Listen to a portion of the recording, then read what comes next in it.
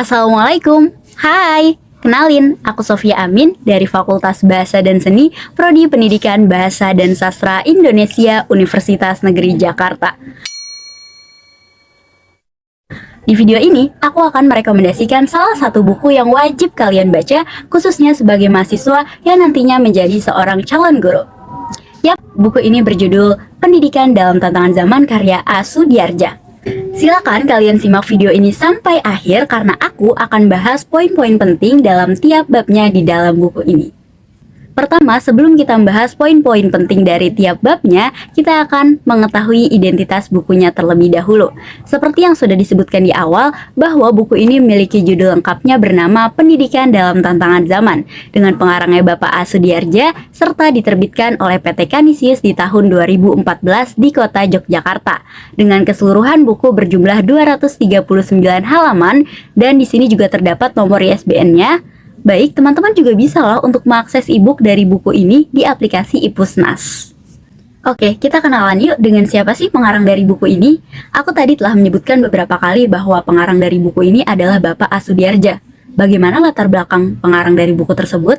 Nah, Bapak A. Sudiardja atau Antonius Sudiardja ini adalah seorang alumni dari Sekolah Tinggi Filsafat Driyarkara Jakarta pada tahun 1978. Dan pada tahun 91, beliau ini telah mendapat gelar Master of Art Ilmu Filsafat di Universitas Gregoriana di Roma, Italia. Dan sekarang beliau menjabat sebagai dosen di Universitas Sanata Dharma, Yogyakarta.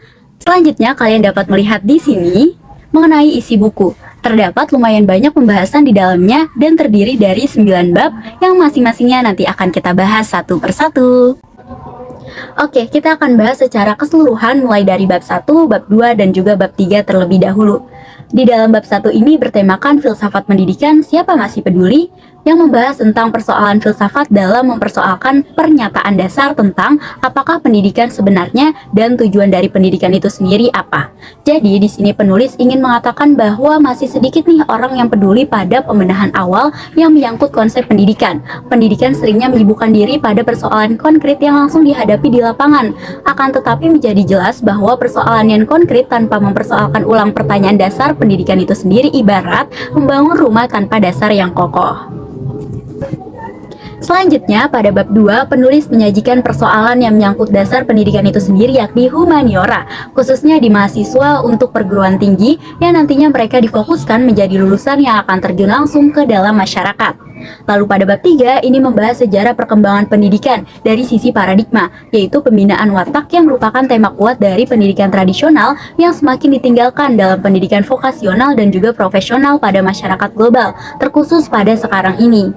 Selanjutnya, untuk bab 4 pada buku ini membahas mengenai pergeseran pendidikan dari inisiasi kultural di masa lalu menuju pendidikan multikultural yang mewarnai corak pendidikan yang semakin terbuka pada masa sekarang. Pada bab 5 membahas bagaimana nilai-nilai moral dan agama sesuai yang mereka anut baik dalam jenjang keluarga hingga ke dalam perguruan tinggi. Nah, pada bab 6 ini mengupas persoalan mengenai masalah guru dalam dunia kependidikan yang biasanya dalam proses mengajar hanya mengulang-ulang materi yang diajarkan pada jenjang sebelumnya tanpa menggali ide baru untuk perkembangan kreativitas daya pikir kritis siswa. Lalu pada bab 7 penulis menyebutkan bagaimana persoalan guru mengenai sisi perkembangan zaman modern yang berdampak pada keunggulan profil guru yang harus selalu kita tingkatkan. Nah, pada bab ke-8 membahas persoalan pendidikan kepribadian nasional dalam perkembangan implementasinya di masyarakat. Dan yang terakhir, di bab 9 ini singkatnya membahas tentang salah satu teori pendidikan dari Paulo Freire. Beliau mempunyai gagasan bahwa kesempatan kepada orang dewasa untuk melakukan analisis kritis terhadap lingkungan bertujuan membina kepercayaan terhadap kemampuan sendiri dalam hal kreativitas, kapabilitas untuk melakukan tindakan perubahan yang lebih baik. Nah, untuk pembahasan bukunya kira-kira garis besarnya seperti itu ya teman-teman. Aku juga akan merangkum bagaimana kelebihan dan kekurangan dari buku ini. Mulai dari keunggulan buku ini terlebih dahulu. Seperti yang udah aku jelasin sebelumnya bahwa buku ini berisi berbagai macam persoalan dalam dunia pendidikan sehingga nantinya akan menambah wawasan dan kepedulian yang lebih mendalam terhadap pendidikan, serta informasi yang disajikan lengkap dan kompleks karena diambil dari persoalan pendidikan nyata yang terjadi dalam lingkungan masyarakat, serta telah didukung dengan pendapat para ahli dalam bidang pendidikan. Tetapi buku ini juga memiliki kekurangan, salah satunya adalah penggunaan bahasa yang sulit dimengerti oleh sebagian kalangan kalangan masyarakat, khususnya bagi yang awam dan juga baru belajar, termasuk bagi saya sendiri, sehingga dibutuhkan usaha lebih mendalam lagi untuk dapat menikmati buku ini. Jadi dapat saya simpulkan bahwa masih banyak kontroversi yang harus dihadapi dalam pendidikan dari zaman ke zaman. Mulai dari awal yaitu konsep filsafat pendidikan sendiri, orientasi humaniora yang harus menjadi dasar perubahan dalam perundang-undangan, keraguan terhadap implementasi watak siswa, dan persoalan profesionalitas guru antara usaha meningkatkan mutu dengan meningkatkan kesejahteraan, serta adanya kontroversi peran guru tradisional dengan nilai-nilai modern yang harus diberi perhatian lebih untuk dikembangkan lebih baik lagi.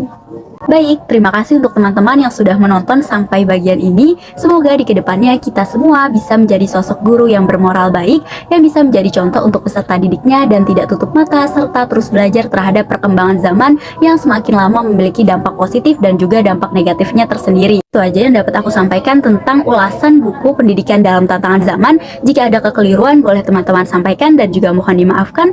Terima kasih. Wassalamualaikum warahmatullahi wabarakatuh.